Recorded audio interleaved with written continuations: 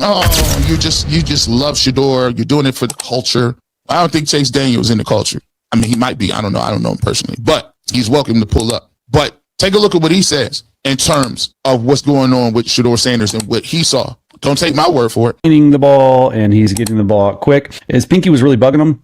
I just think that the Browns in general just didn't really help him out a lot. It's not Shedeur Sanders. It's not Dylan Gabriel. You're the problem. Ownership. Yep. Ownership is the problem. And this is going to continue as long as Jimmy Haslam doesn't wake up and change, because he continues to make these bad decisions and continues because he very clearly put his team, his front office, his general manager, his head coach into a tough spot. We all saw the draft room video when they drafted Shedeur Sanders. Nobody was hiding how they felt. Nobody. Mm-hmm. The owner has come out and said, hey, this is what I wanted to have happen. So you've got friction already, and we knew that was going to. And oh, by the way, that's not even me mentioning that they've got a $150 million quarterback who's not playing football, Deshaun Watson, that we've all forgotten about. This is all the Browns' fault. I don't blame Shedeur. I don't blame Dylan Gabriel. I don't blame Stefanski. I don't even blame Andrew Berry. I blame Jimmy Haslam. This is an ownership problem because this has been a problem for 30 years. And the consistent factor is one thing: ownership.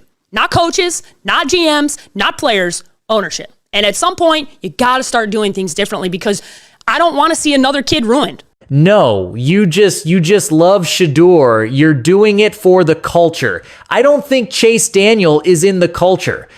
And at some point, you got to start doing things differently, because I don't want to see another kid ruined. He's not wrong.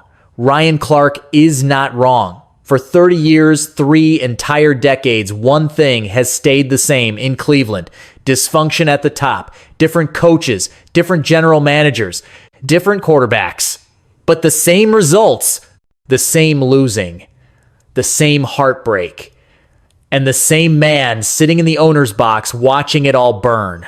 So when Ryan Clark goes on national television and says, this is an ownership problem, I'm not here to argue with him. I'm here to tell you he's only scratching the surface.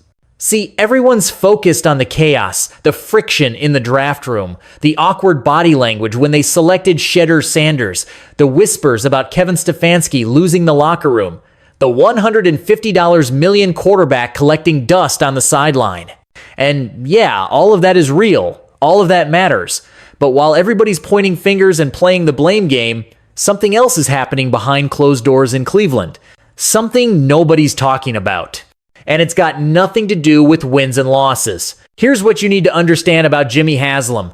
This man was a billionaire before he ever bought the Browns. He didn't stumble into money, he built it. Truck stops, fuel distribution, corporate acquisitions. This is a businessman first and a football owner second. And businessmen don't make emotional decisions, they make calculated ones. Cold, precise, profit-driven. So ask yourself, if this franchise is really as dysfunctional as everyone says, why does Jimmy Haslam look like the calmest man in the building? Think about it. Why is a 3-win team still dominating every single NFL headline in December? Why is a 5th-round rookie quarterback outselling guys who went top 10? Why are fans from London to Lagos suddenly buying Browns jerseys for the first time in their lives? And why did Deion Sanders show up to that game in Cleveland looking comfortable, taking pictures, bringing his girlfriend, laughing on the sideline like a man who already knows the ending? You think that's a coincidence? No. I don't believe in coincidences. Not when billions of dollars are on the line. Not when you've got the most Googled athlete on the planet wearing your jersey. Not when your stadium plans, your merchandise revenue, and your entire franchise future are sitting on the shoulders of one kid from Colorado. What the media sees is dysfunction. What Jimmy Haslam sees is a gold mine. And the difference between those two things, that's the story nobody's telling you. That's the billion-dollar plan that just got leaked, not through a press conference, not through an insider report, but through the exposed and the obvious of what's happening right in front of our faces. Because what I'm about to break down for you isn't just about football, it's about something way bigger. Let me show you something that's going to change the way you look at this entire situation. Forget the drama for a second. Forget the draft room footage. Forget the talking heads on ESPN telling you what to think. I want you to look at this like a businessman would. Because when you actually sit down and run the numbers, Shedeur Sanders isn't a controversial pick. He's a financial cheat code. Let's start with the basics. Shedeur Sanders cost the Cleveland Browns approximately $500,000 a year. You know what that is? That's 70 times less than the backup quarterback sitting on that bench collecting checks and doing nothing. 70 times. But here's where it gets wild. His value to this franchise, it's astronomical. We're not even in the same universe as his salary. Look at the data. Shedeur Sanders has top 3 jersey sales in the entire NFL. Not top 3 among rookies. Not top 3 among quarterbacks. Top 3 in the whole league. He's one of the most Googled athletes on the planet right now. Not just in America, on the planet. His merchandise is flying off shelves in countries that don't even have football teams. We're talking London. We're talking Germany. We're talking Brazil, Nigeria, South Africa. People who have never watched a single Browns game in their life are suddenly buying that number 12 jersey. You think Jimmy Haslam doesn't see that? You think a billionaire businessman doesn't understand what that means? And let me tell you something else. Haslam is trying to build a new stadium. A massive, state-of-the-art, billion-dollar stadium. And that stadium isn't really about Cleveland. It's about legacy. It's about generational wealth. It's about PSL licenses that cost 6 figures a pop. You know what sells those? Star power, global recognition, a player that transcends the game itself. Now, let me hit you with something suspicious. Remember when the Browns ran that legendary 60% off sale on all their merchandise, and mysteriously, conveniently, every single Shedeur Sanders jersey was sold out? Gone. Unavailable. But everything else? Plenty of stock. You really believe that was an accident? Nah. They were trying to push other gear. They were trying to move merchandise that doesn't give Shedeur a cut of the profits. But the demand was too strong. The people spoke. Supply and demand don't lie, and Haslam sees it clear as day. He sees fans from London to Lagos to Los Angeles buying Browns gear for the first time in their lives. He sees a 3-win team generating more buzz than playoff contenders. He sees a 5th-round pick creating more revenue than first-round busts across the league. This ain't about wins and losses anymore. This is about building an empire. And Shedeur Sanders? He's the cornerstone. But here's the thing, none of this matters if the kid can't actually play. So let's talk about the tape. Now I already know what some of y'all are thinking. Okay, the business case is there. The jersey sales are real. But can the kid actually play football? And to that, I say put on the tape. Because while everybody's out here running their mouths, the film tells a completely different story. You know who else sees it? Chase Daniel, former NFL quarterback. A man who gets paid to break down film for a living. He sat there, watched the tape, and said it plain as day the Browns didn't help Shedeur out. His pinky was bothering him. The protection was shaky at best. The weapons around him weren't creating separation. And despite all of that, despite playing hurt, despite playing behind a struggling offensive line, despite a system that wasn't tailored to his strengths, what did we see? Quick release. Smart decision-making, NFL-ready processing, the kind of poise you don't normally see from a 5th-round rookie thrown into the fire.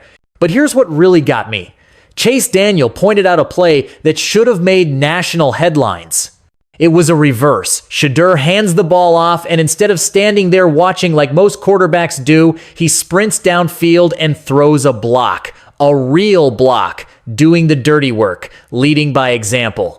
Now let me ask you something. You remember when Drake May did the same thing earlier this season? The media lost their minds. Leadership, gritty, built different. They ran that clip for a week straight. But when Shedeur does the exact same thing, crickets. Absolute silence. Not a single segment, not a single headline. That double standard is real. And if you can't see it, you're not paying attention. Shedeur Sanders has to be twice as good just to get half the credit. That's the reality he's playing in. But you know what? The tape doesn't care about narratives. The tape doesn't care about who your daddy is. The tape shows a rookie quarterback throwing for 300 plus yards consistently, making throws under pressure. moving the chains when the game is on the line. He threw for 365 yards and 3 touchdowns against the Bears. You know how rare that is? Only a handful of quarterbacks since Joe Burrow have put up those numbers in a single game. And this kid did it in his first few starts with a hurt pinky, with no run game, with defenders in his face every other snap. You can hate all you want, you can doubt all you want, but the film doesn't lie. The results don't lie.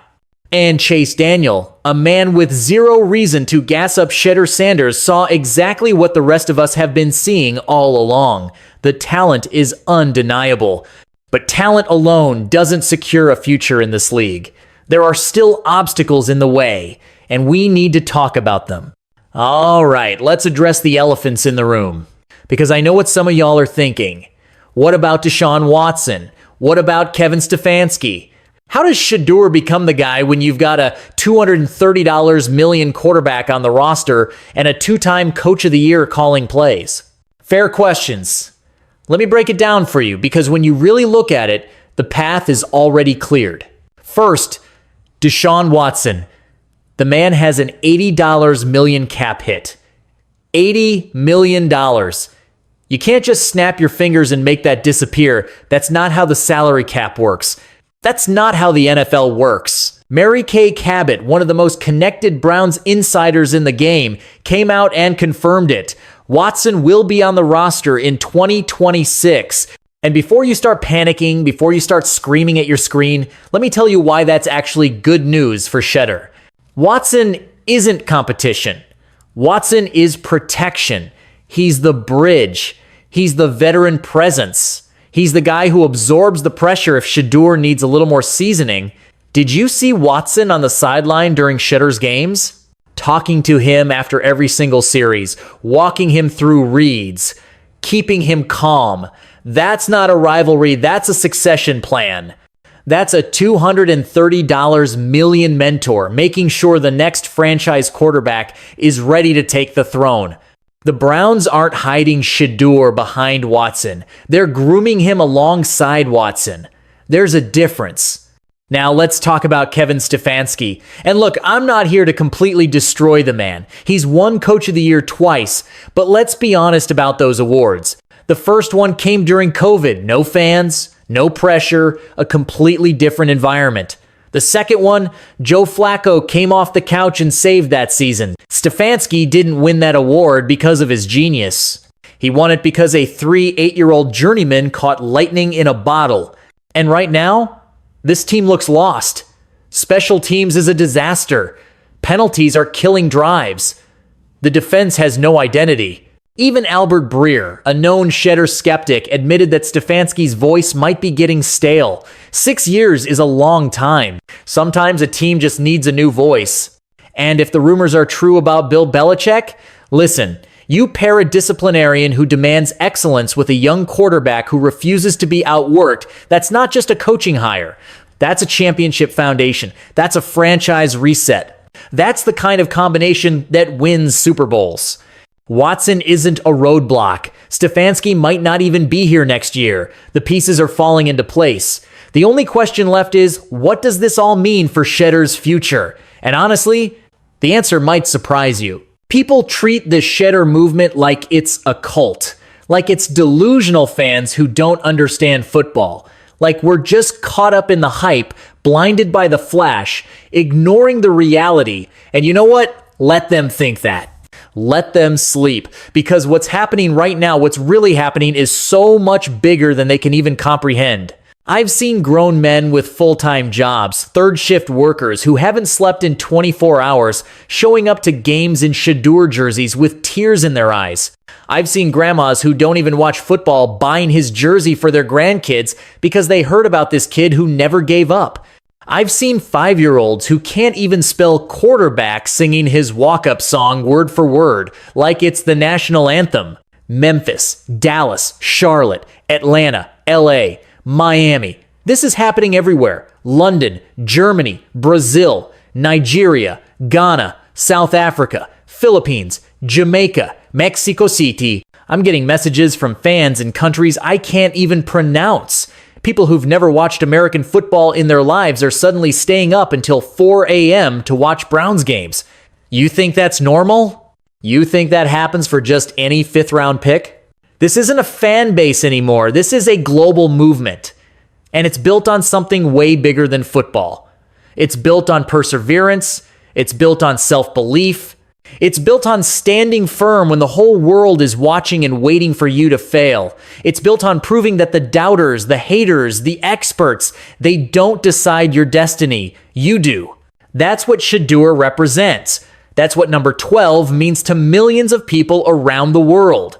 It means that maybe, just maybe, if this kid from Colorado can silence the critics and shock the world, then maybe they can too. Maybe their dreams aren't too big. Maybe their goals aren't unrealistic. Maybe anything is possible.